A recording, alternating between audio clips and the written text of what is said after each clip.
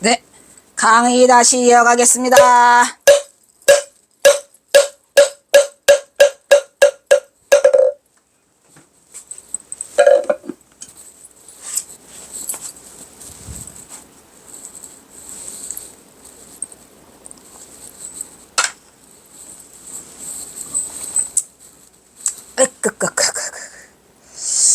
그래서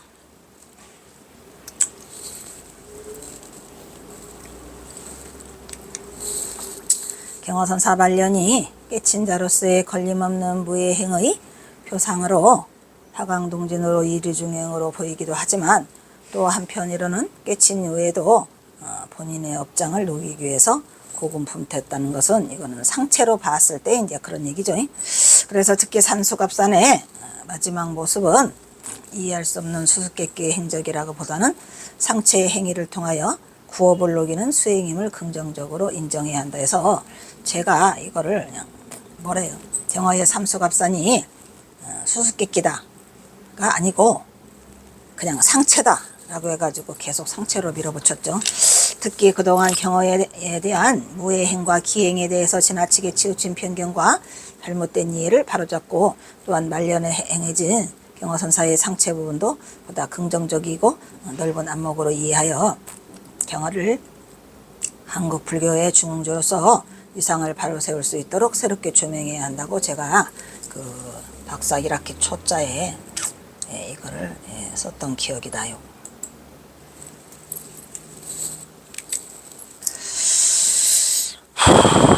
그 다음에 이거는 전봉준 장군을 알면서 나중에 책 낼 때 내가 이거를 썼어요. 왜냐하면 삼수갑산이라고 상체라고 하다 보니까 그 후에 이게 아니라는 것을 알면서 이거는 또 이제 전봉준 장군 이야기를 알고 난 이후에 삽입을 했어요.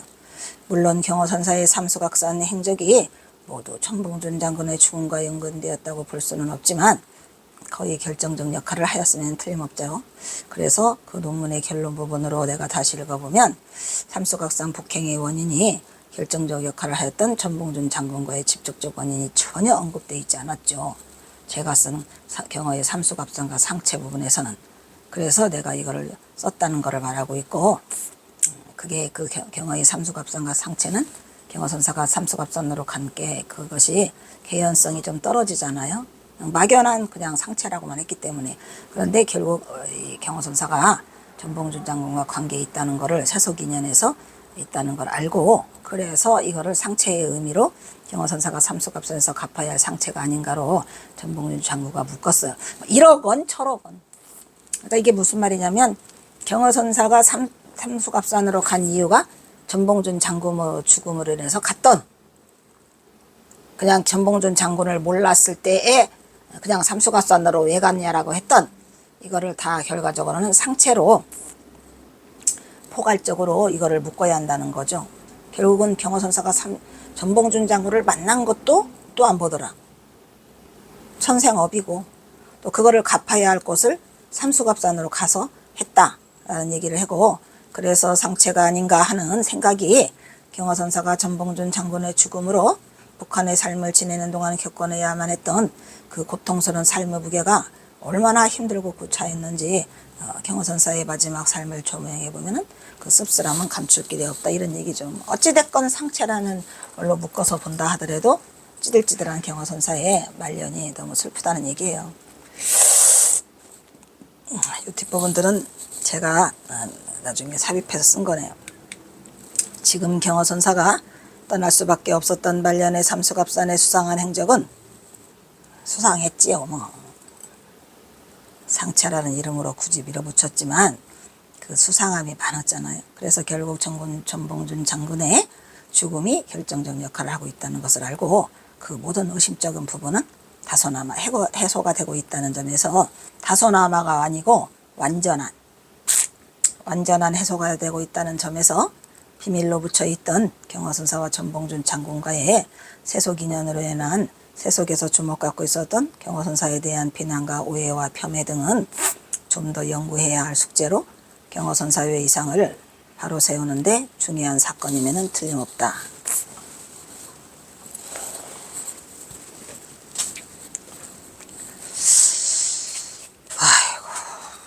어떻게 해야지 내가 되느냐. 나도 모르겠다. 두드리는데.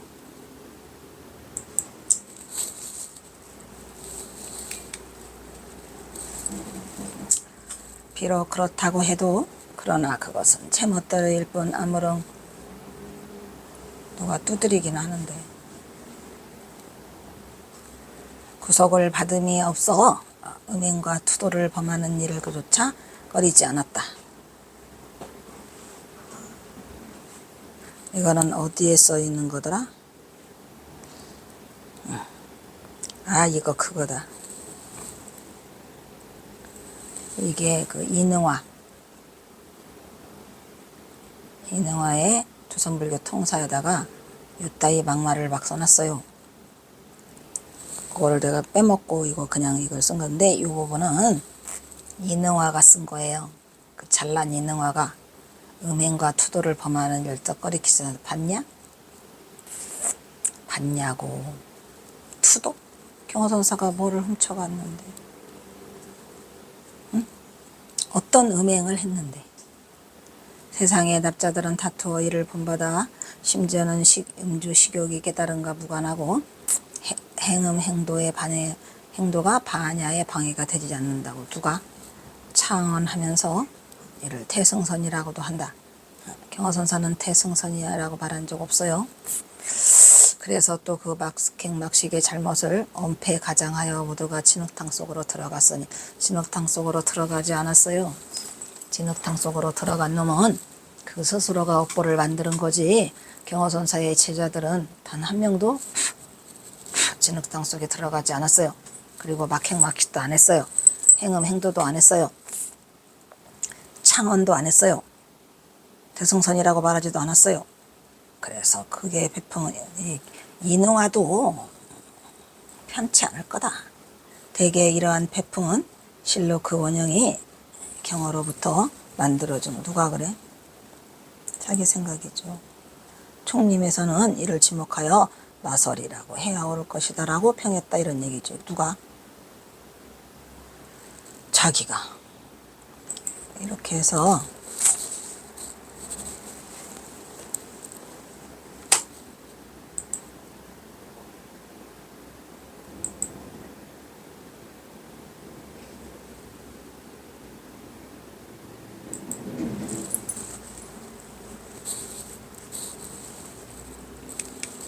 라고 평하고 있는 바와 같이 그의 선과 주색을 파괴적인 행위에 대하여 다시 여불 대해서 그 당시에 또 여불 부처님과 같이 대접하는 사람도 있었고 악마 마종도 있었다 이런 얘기죠. 그래서 이러한 상황은 그 당시 경허선사가 자신이 처해 있는 천봉준 장군과의 세속 인연의 비극을 비밀로 붙여야만 했기 때문에 경허선사가 자신을 될 수 있으면 세속과 멀어지게 하려고 여러 가지 방법을 시행했던 것으로 보여요.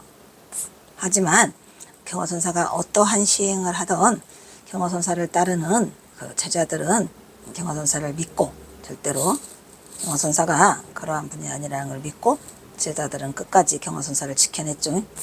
그래서 경허선사 자신은 자신의 삶에 대해서 억지로 꾸며낸 얘기고 자기 맘대로 하는 거라 변명을 하거나 후회하고 있다는 것을 대중에 일부러 넌지시 드러내고 있다는 그런 불편함이 있다는 것이죠. 왜? 여기에는 경허선사가 억지로 해야 하는 부분이 있기 때문에 여기 좀 지워주세요. 그 변명.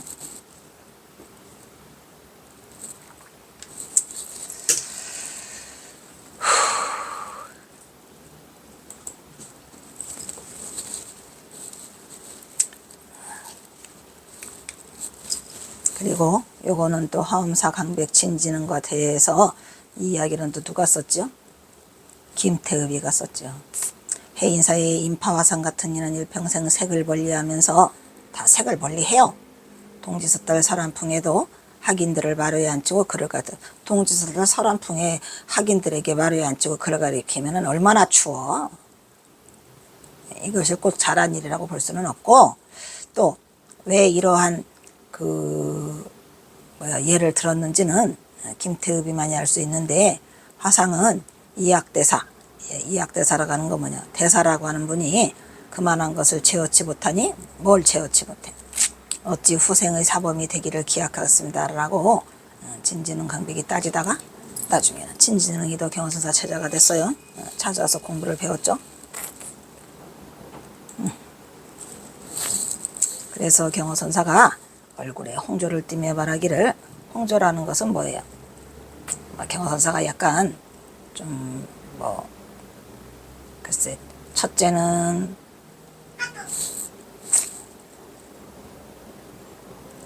홍조를 줬다는 얘기는 마땅치 않았다는 얘기겠죠.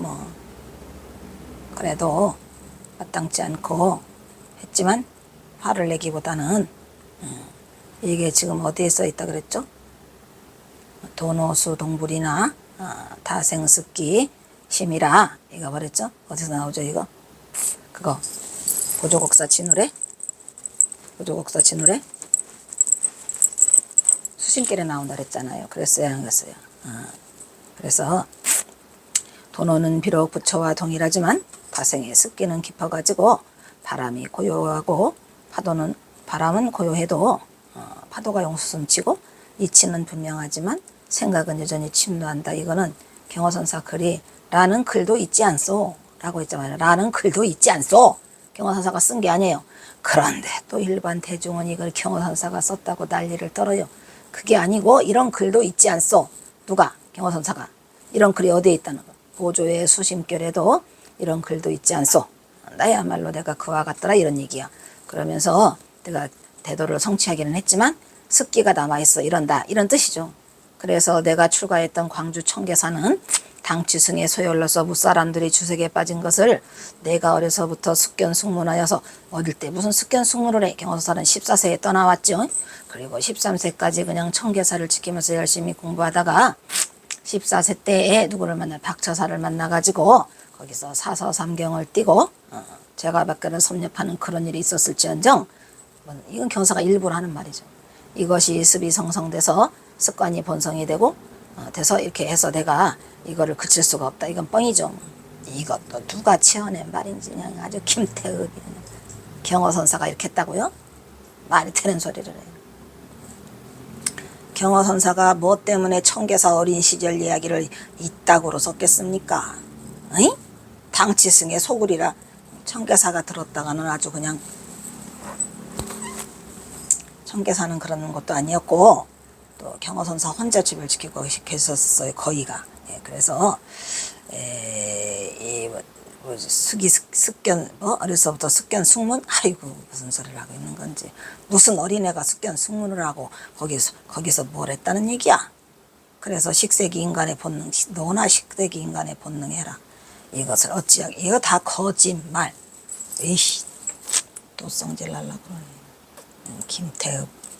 그래서 이게 잘못되어는 것은 알고 있지만 청계사에서 견문한 습기와 인간의 본능 때문에 현재도 여전히 끊지 못하고 있다고 일부러 표현하고 있다는 이게 분편한 진실인데, 이거는 다 김태읍이 꾸며낸 말, 경호선사에 관계되는 거는 1도 없어요.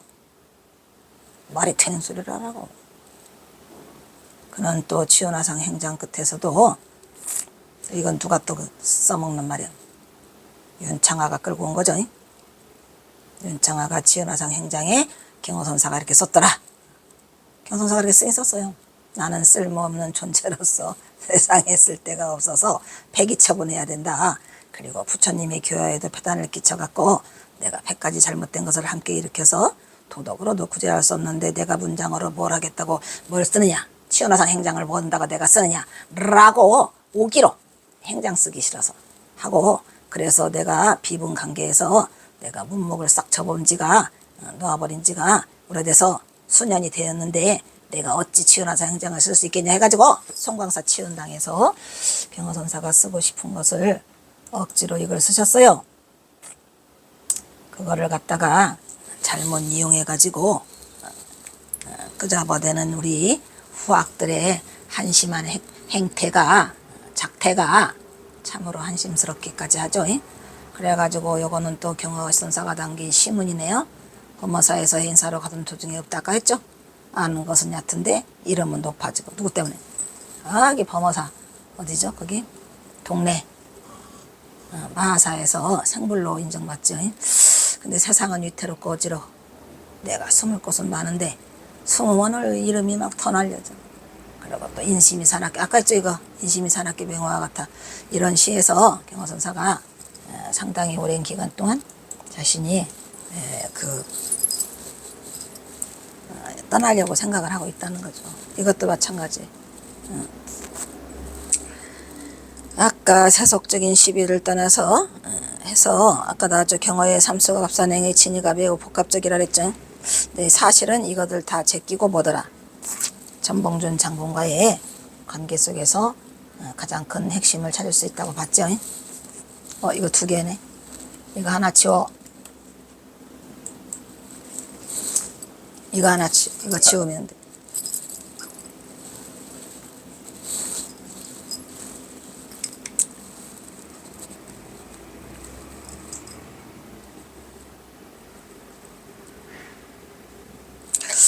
이것도 좀 한번 하면 좋은 시네. 경어의 행리에 대해서 은법제자 만공이 경어선사 경어법사의 입적 소식을 듣고 없다라고 했는데, 만공스님은 왜 경어선사를 경어법 좋아 굿 법제자니까 법사라고 하셨겠지. 천하에 없다라고 쓰셨죠. 저 천하는 옮길천자라고 했고, 또 옮길천이라는 말은 아무에게나 쓰지 못하고 누구에게만 쓴다? 선승에게만, 선승의 열반에 대해서만 쓴다고 얘기를 했어요. 그래서 거기에 이런 시가 또 있어요. 아까 소쩍새가 운다는 시 말고, 나도 이 시는 좀 별로 마음에는 안 들어요. 선은 부처를 능가했고, 이 소리는 뭐죠? 선한 것으로 봐서는 경어선사가 부처를 넘어섰다라고 얘기를 했고, 악은 호랑이를 능가했던데 경어선사가 악이 어디 있었을까?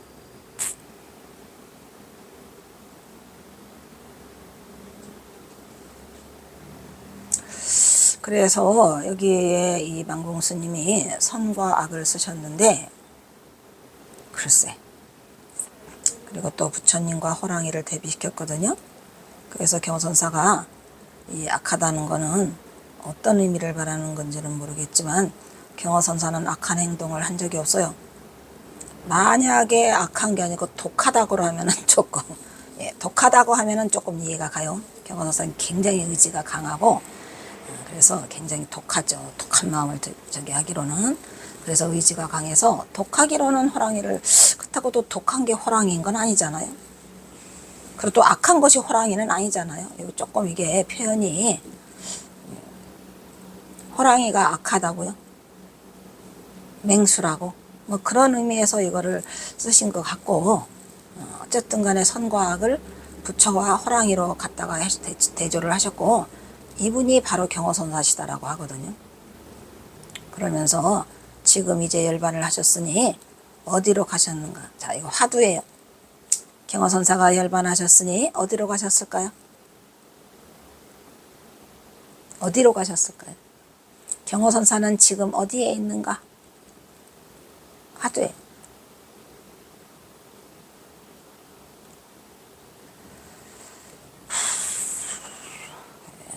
여기서 끝나면 좋았을 텐데, 만공스님은 그 답을 이렇게 쓰고 계세요. 술에 취해 꽃처럼 붉은 얼굴로, 꽃처럼 붉은 얼굴, 꽃밭에 누워 계시다라고 하거든요. 꽃밭에 누워 계시다라고 하는데, 그냥 내가 만공스님한테 좀 마땅치 않은 부분은, 끝까지 여기 시에서 못 하려고 술 얘기는 쓰고 얼굴은 예 쓰고, 붉은 얼굴은 왜 했을까? 뭐 이런 거. 내가 보기로는 이 경어선사에 대해서 완전한 이해, 즉 만공스님도 그렇게 경어선사가 그 전봉준 장군 때문에 매우 힘들은 그 과정에 대해서 몰랐고, 일부러 술에 취한 척도 하시고 일부러 가서 행동을 한 거를 완전한 이해가 없었다는 거죠. 그러니까 술에 취해 꽃밭에 누워 계시다는 말을 하시지, 뭐 얻으려고 이렇게 했습니까? 거기 써있네요.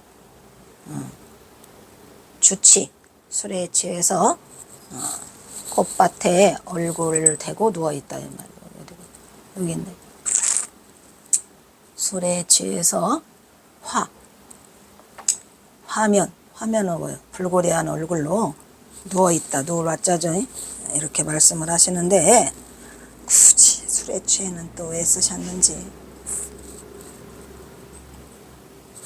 여기가 하이라이트죠. 여기 천화, 향, 심초, 천화향. 지금 어디 곳에 계시느냐 이런 말이에요. 경원사 지금 어디 곳에 계시죠? 경원사는 지금 어디에 계시죠? 이거를 화두로 한번 해보세요. 그래서 법제자 하남도 경화상 행장에서 법과 교화가 그리고 행리를 열거한 다음에 선도 끝까지 이뤘고 철저했고 악도 끝까지 이르렀다 라고 하고 있거든요. 여기 선악, 과, 호, 불. 그래서 이 말이 그 말이죠. 그래가지고 선악, 과, 호, 불이라 해갖고 끝까지 이르렀다라고 해서 두 제자가 같은 표현을 하고 있더라 이런 말이죠. 이거는 하남 스님 거구만. 하남 스님도 그렇게 얘기했답니다. 가위, 선도저, 악도저. 이 저자를 썼는데 여기에서는 뭐죠? 이거 가위, 선 끝까지 이르렀고 악도 끝까지 이르렀다. 글쎄, 경서사가 어떤 악을 저질렀죠? 어떤 악을 저질러서 어떤 악이 끝까지 이르렀다고 하는 건지 그게 나는 궁금합니다. 어떤 게 선이고 어떤 게 악이죠? 경허선사가 한 행위 중에서 어떤 게 선이고 어떤 게 악인가요? 끝까지 갔다고 하거든요. 끝까지. 이것은 각자가 경허선사 후학들이 제자가 공부를 각자가 하시면 되겠어요. 어떤 게 선이고 어떤 게 악이고 어디가 끝이고 어디가 시작이고. 경허선사는 지금 어디에 계실까? 아이고 힘들다. 이거 참 힘드네. 나 이거 그거 하나 갖다 줘. 둥글레. 여기서 선이란 그의 법화와 깨달음의 경지를 특별했음을 말하고 있는 거고, 악이라는 것은 여기서 음주나 식욕을 즐겼다 했던 그런 점을 가리키는 것으로 보여요. 물론 경허선사가 그 당시 색을 대놓고 좋아했다는 것은 억지스러운 거죠. 경허선사가 무슨 색을 대놓고 좋아해요. 경허선사가 뭐가 그리 아쉬워서 색을 좋아합니까? 이것도 다 엉터리 그냥 꾸며낸 말들이죠. 인간은 다생 두껍을 지내는 동안 전생부터 맺어온 수많은 인연들이 있었어요. 거기서 또 뭐 지금도 또 우리 스님들도 가장 많이 자유롭지 못한 게 스님들이 뭐 그 신도들이 찾아오면 땡큐. 특히 여신도들과 무엇이 어쨌더라 거기에 자유롭지 못하죠. 그것처럼 뭐 경허선사가 만난 인연들이 무슨 색을 대놓고 좋아해. 좀 이러한 부분을 좀 삼갔으면 좋겠어요. 뭐 앞으로는 하지 않았으면 좋겠어요. 그래서 경허가 왜 주색을 좋아하게 됐다. 남사로 주색을 좋아하지 않는 사람은 드물지만 경허선사는 이 주색을 좋아한 적이 없어요. 그래서 드러내놓고 즐겼던 이는 극히 드물다라고. 이거 누가 쓴 거야? 누가 이거를 막 대놓고 이거를 썼느냐는 거죠. 내가 몇 개를 이거 뭐냐 이거.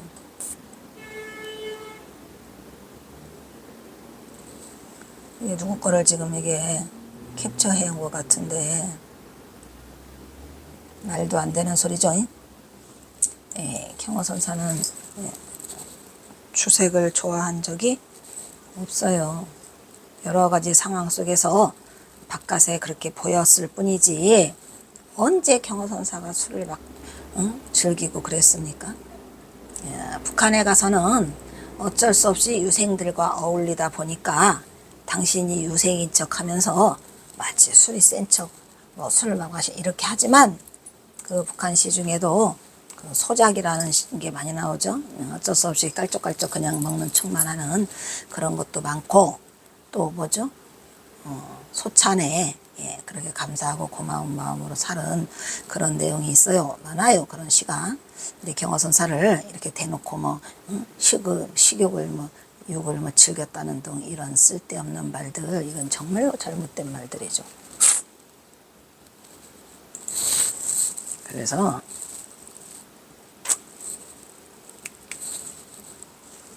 이렇게 말하는 자들은 다 엉터리예요. 그래서 원효는 파괴 이후에 스스로 한속하여 속인으로 살았고, 임재의연의 도반 누구? 보아죠. 진주보아. 그 다음에 한산, 또 습득이들이 청빈한 득타성이었지만 파괴를 일삼은 것은 아니죠. 경어선사 역시도 진짜 지극하게 파괴를 일삼고 술을 드시고 여자를 취한 적이 없어요. 여자를 취했다고 해봤자 누구? 문둥이를 청량하면서도 문둥이를 취한 게 아니고 맞이해서 그 불쌍한 것을 따뜻하게 감싸주셨고, 또 그 다음에 해인사에서도 마찬가지로 그 아래에 물레방앗간 아래 가서 밤마다 가서 그 피고름을 입으로 직접 빨아내시고 그 문둥이들을 치료했다는 이런 위대한 그 선승의 거룩한 모습은 얘기를 안 해. 이것들이 그것은 직접 누가 말했어요? 재산정원이 시장을 보러 갔다가 여러 번 목격한 사실이죠. 그래서 재산정원이 깜짝 놀래가지고 경어선사를 흠모하고 경어선사를 밤마다 그 피부병을 고치게 하기 위해서 그 닭고기를 잡아다가 개소주에다가 이렇게 재워서 드렸다고 합니다. 그 얘기가 와전돼 가지고 무슨 경어선사가 무슨 여자를, 네가 그러면 한번 문둥이 취해보지? 응? 너 문둥이랑 한번 자볼래? 자보기는커녕 문둥이가 저기서 나타나면 10만 8천리로 주랭랑할 그런 옹졸한 것들이, 경어선사가 그 문둥이를 취한 것을 그럼 네가 문둥이 취해봐. 옹산 스님이 그랬었다고 하더만. 경어선사가 파괴했다 그러면 네가 그럼 문둥이랑 자봐라 이런 말이야. 어떻게 문둥이랑 자요? 절대로 못 자요. 그거는 경어선사 아니면 아무나 못 자. 만약에 그 자가 잔다, 그 깨달은 자겠지. 미추를 초월하고 그저 모든 중생을 불쌍하게 바라보는 그걸로 품에 안은 거지. 어떻게 문둥이를 품에 안냐고. 그리고 문둥이가 이미 이 어디가 이거 코가 떨어져 나갔어요. 콧구멍이 다 보여. 그걸 쪽쪽 빨아준다고? 그럼 네가 빨아봐. 그래서 경어선사를 그렇게 말하는 건 아니죠. 승단의 역사에서 경어와 같이 박행락식을 한 경어는 매우 드문 일이다. 경어가 주색을 즐겼던 것은 무엇보다도 그의 강건한, 이 김태읍 거구만. 이 인간이 에이씨 이 김태읍 강건한 기질적인 바탕과 경어선사가 이런 기질이 있었다고, 성격과 습기가 있다고 썬 이거 에이그 제 스스로 무슨 지옥? 발설지옥이 뭔지 알지요? 발설지옥에 가야 돼요. 혀를 뽑아내는 지옥. 에이그 그냥 혀를 잘못 놀리고 입을 잘못 놀려서 가가지고 혀를 뽑아내는 지옥에 가서 고통을 받아야 되겠지 뭐. 나도 몰라. 에이그.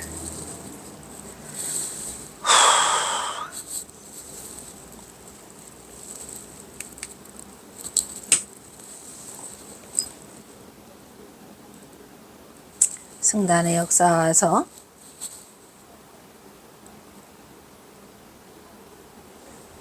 요거 지금 그 아까 김태읍이 쓴 거를 요거 2번 반복한 것 같더만, 그지?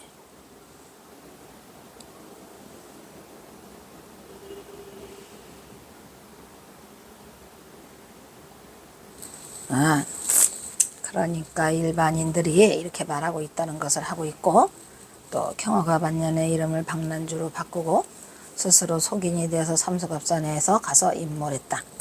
임몰했다는 건 뭐예요? 사라졌다는 얘기죠. 그러면 왜 그걸 경어가 선원의 조시를 받아 하고 하필이면 서북단에 척박하는 게 이를 데 없는 갑산으로 간 것일까? 이게 문제죠. 그래서 경화의 삼수갑산에 대해서 입전수수 일이 중에 우국 또는 망국에 대한 울분 이런 걸로 해서 또 시봉하던 사미가 계룡산에서 도적에 대해서 죽음을 당하고 살인자가 됐다 해서 여러 가지 오만 가지 추측이 다 나오죠. 그래서 경화선사는 삼수갑산으로 장도에 오르기 시작한 것은 그의 나이 58세라고 한다는 거. 이 58세도 지워 3년 55세. 이거 그게 아니고 이것이 여러 가지 문제가 항상 이게 대두하고 있어요. 55세가 되는 1903년이 55세 됐죠. 이 건상로 때문에 이 3년이 맨날 왔다 갔다 그래요. 그래서 1900대가 저도 제가 2012년도에 이걸 써가지고 요 모양이 됐고 나중에 알고 보니까 아니어서 내가 2013년도에 천장함에서 발표를 하면서 이거를 바로잡기 시작하죠. 사실 그러니까 저도 몰랐어요. 그게 그 권상로 말만 믿고 이걸 했는데 나중에 제가 연구를 해보니까 아니더라 이런 얘기요. 그래서 이거 바로잡으려고 엄청 노력을 했고요. 결국은 발표를 해가지고 논문으로 나와서 이제는 지금은 잠잠해졌죠. 그래서 1955세 때인 1903년 초가을에 해인사 선언에서 하얀 거를 마친 직후에 장도에 오르려고 준비를 하고 있죠. 단단히 하고 있어요. 그래서 당시 경화는 1899년 동안고에서 두 번째로 해인사 소실에 추대되었는데 하얀 거를 맞기 위해서 범어사에서 해인사로 가다가 아까 말한 의미심장한 시를 읊는 그 시가 있었다 그랬죠. 아까 이 시를 다시 이거 2개 나왔다. 지워. 빨강색 지우면 돼요. 그거 지워. 그래서 이상에서 살펴본 바와 같이 경어의 북녘시를 중심으로 해서 경어의 삼수갑산에 대한 논의를 비승비승 송경어의 환성여부에 대한 7차례 연구를 비롯하여 경어가 북한에 대한 제 논의를 살펴보았다 이런 얘기죠. 이게 많이 빠져 있어요. 빠져서 중간중간에 있으니까. 그러나 이것도 여기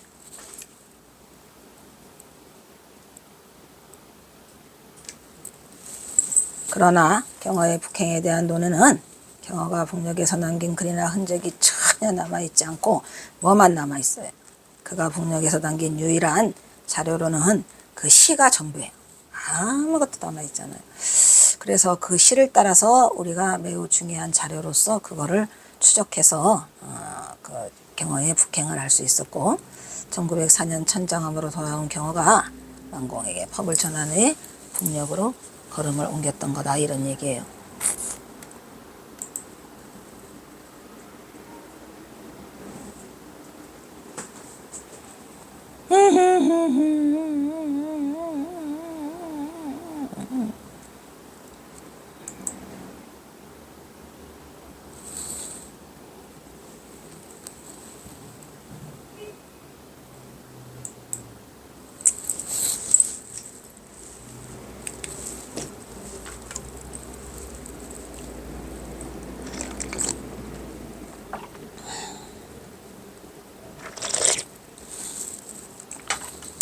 경화는 북쪽 먼 길의 행장이 누더기 한 볼과 지팡이 하나, 남학신 한 컬레 이렇게 출발을 했죠. 그래서 어디를 들려요? 광릉 내에 봉선사를 들려서 거기 가서 누구를 만나죠? 월초거연을 만나요.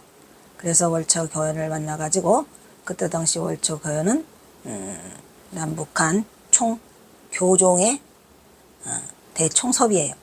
그래서 경화선사는 당신이 선승의 종장으로 그 교종의 그 월초거연을 만나고 남쪽을 부탁하니까 멀리 어딜 가시냐? 아니요. 그냥 좀 어디 갑니다. 이렇게 얘기하면서 그 봉투를 줬다 그러죠. 노잣돈을 주니까 아니요. 저는 이런 거 돈하고 거리를 둔 지 오래됐습니다 하고 그 노잣돈을 거절했다고 합니다. 그게 경화선사의 전부였고요. 그 뒤로 어디를 거쳐서 두문동에 가서 강봉원이를 만나고 우대산 월정사를 거치고 금강산을 거쳐서 만병 서강사를 들려서 그리고 사라지죠. 그죠? 그래서 학계에서는 경어 성어의 정체성에 대해서 경어의 비승비속은 선승인가 속인인가, 이것도 좀 선승인가 환속인가 이것도 선승이에요 한속이에요. 대안의견으로 삼수갑산의 삶에 대해서 설왕설래했죠. 근데 경어선사는 그냥 비승비속일 수밖에 없었던 게 그냥 천봉준과 찌들찌들한 관계가 이미 속인이 돼서 진관객이라고 아까 그랬죠. 그렇지만 경어선사의 외형은 속인이지만 경어선사의 속은 선승이었죠. 우리가 북한시를 다 훑어봤을 때. 그래서 특히 대중의 관심이 경어가 1903년 초가을 행사를 떠나가지고 1904년에 서산 천장암에 와서 만공에게 최후의 법문을 바치고 만봉에게 천법계를 드리고 오재산 월정사에서 3개월과 하은경 법문을 하고 그 다음에 금강산을 유람하고 안변 서강사 가서 개근부사 증명하고 삼수갑산으로 가는데 어디에서 사라져요? 원산 바닥에서 경어선사가 자취를 감추죠. 이것을 과연 한속이라고 해야 되느냐, 뭐라고 해야 되느냐, 한속이냐 선승이냐, 그 얘기죠. 근데 엄밀히 말하면 경어선사는 한속한 적이 없어요. 한속한 적이 없죠. 경어는 호련히 떠나 바람처럼 사라진다. 사람들은 그를 이해하지 못한다. 이후 갑상관계 등지에서 머리를 기리며 유관을 쓴 모습으로 살았어요. 심지어는 박난주를 개명했고 그곳에서 훈장선생으로 살다가 1912년 4월 25일 새벽에 마침내 전설처럼 입적하죠. 그러면 경어가 왜 삼수갑산인가, 왜 박난주인가, 왜 비승비석인가, 비승비득 선성인가? 경어는 외형상의 비승비석으로, 외형은 비승비석이죠. 세간을 마치지만 한속의 상징인 가정도 꾸리지 않았고 단 한순간도 승려의 신분을 저버린 적이 없어. 그래서 선지식으로 선승으로서 신분을 이탈한 적이 없어서 경어 성으로만 살았죠. 그러니까 외형은 한속이죠. 그래서 경어의 한속의 근거를 유관 속보고의 유생 박난주와 서당 혼몽 박진사를 근거로 해서 선승 경어 성우의 신분을 의심하였던 거죠. 그렇지만 삼선 수행자 선승 경어는 대선승답게 임종기도 남기고 그 다음에 그 제자들과도 몰래 만났죠. 그래서 불한속이에요. 한속이요, 불한속이요. 불한속이죠. 왜? 경어선사가 삼수갑산에 있었지만 남쪽에서 승려들이 드나들죠. 만우당, 남전당, 영호당, 그리고 그 밖에도 경어선사를 따르는 제가들도 남쪽으로서 북쪽으로 드나들었죠. 소산, 매은, 포산, 매은이 누구일까 궁금하죠. 그런데 포산, 소산, 매은이 누구인가는 시에서만 밝히고 그 외에는 언급하지 않고 있어요. 경어선사가. 왜? 그들도 또한 다칠까봐. 그래서 이것은 경어의 북행시를 바탕으로 경어가 남긴 북력시 중에서 이 속에서 환속인의 박난주와 선승으로서의 자신의 신분을 결코 잊지 않고 입전수수의 경지에서 이류중을 정실하고 있다는 경어의 삼수갑산이 결코 환속이 아닌 선승임을 밝히는 시가 여러 수 있죠. 한두 시도 아니고 엄청 많이 있어요. 그래서 이제는 경어는 더 이상 북행을 환속으로 치부하는 오류를 범하지 않는 시각이 필요하다고 합니다. 필요하다고 할 것이다 이런 말이죠. 경어선사는 불환속이라는 얘기예요. 이것이 바로 경어의 상체라는 증거죠. 그냥 상체하러 갔다 이런 얘기예요. 특히 경어의 신분을 보여주는 이 시의 백미는 누가 내 주머니 속에 보배의 비결 감추어진 걸 이 시 있죠. 어떤 때에는 가벼이 가사장삼 입어보노라의 이 부분이며 그가 누가 경어의 북행을 이뤄서 누가 속인이라고 해요.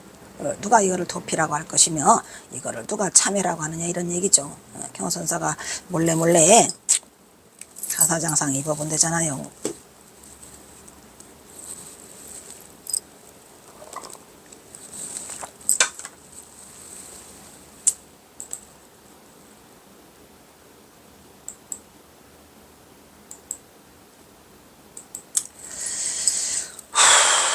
이처럼 경어가 말년에 종족을 감춘 것은 불교 수행의 마지막 단계인 입선 수수 일위중용을 실천하려는 데 있었던 것이 또한 깨친 자의 당연한 수준이 이것도 초짜 때 쓴 거죠. 물론 틀린 얘기는 아니에요.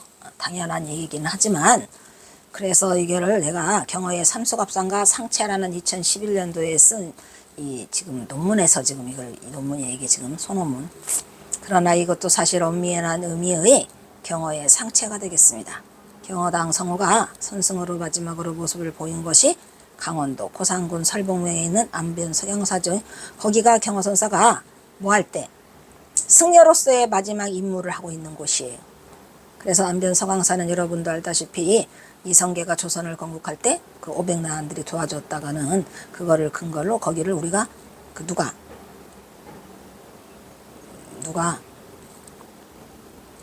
우학대사가 거기를 안변 석왕사를 석왕사라고 이름을 절하해서 얘기를 했었죠. 그래서 이게 풀석 임금왕 그래서 석왕사가 되겠죠. 거기에 500나한 이야기가 있고 그 절이 바로 안변 석왕사예요. 그래서 세월이 흐르면서 오칠이 벗겨지다 1904년 개분불살에서 정면법사로 경호를 초청했기 때문에 경호선사가 그리 가신 거예요. 북쪽으로 막 가지 않아요. 북쪽으로 올라갔어야 되는데 동으로 꺾어가지고 얼정사를 거쳐서 금방산을 거쳐서 안병 서왕사를 거쳐서 다시 또 원산에 나타났다가 죽도록 맞고 다시 어디로 내려와요. 황해도 곡산군 신평면으로 내려오죠. 그래서 거기서 박영상이를 만나고 다시 북쪽으로 올라가는 그러한 저기를 순서를 밟고 있어요. 그래서 이 불사를 마지막으로 그는 승복을 벗고 주장자도 다 버리고 1904년 천장음으로 돌아온 경어가 만공에게 법을 전한 후 북쪽으로 걸음을 옮긴 부분이 되겠습니다.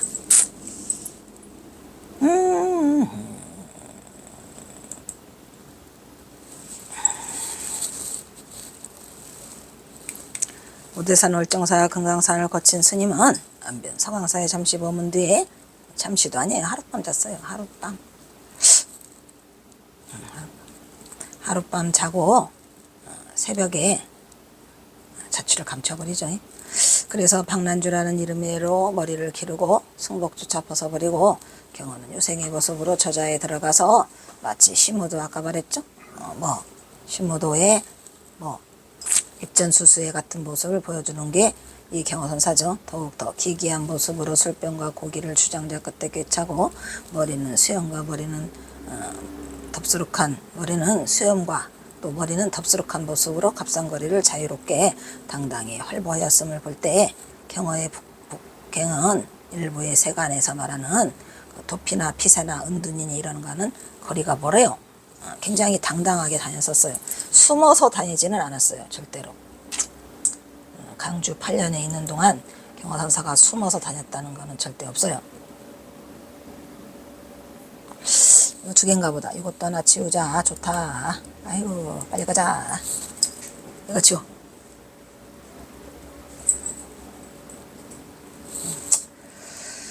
그래가지고 이게 어디서 끝나냐. 여기 또 김탁이 있어요.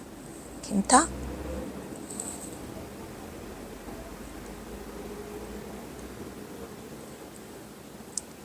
그 다음에 이제 김탁과의 만남 하나 하고 끊읍시다. 김탁과의 만남은 운명적이었고 박난주라는 이름이 처음으로 등장한 것이 김탁과의 첫 만남이에요. 그래서 또 북한에 가니까 김탁이라는 조력자가 있었어요. 이후 삼수갑산에서의 경어의 행적이 제가 제자로 삼은 김탁에 의해서 수덕사에 전해지게 되죠. 이제 금생의 경어의 상체는 이렇게 막을 내리고 있어요.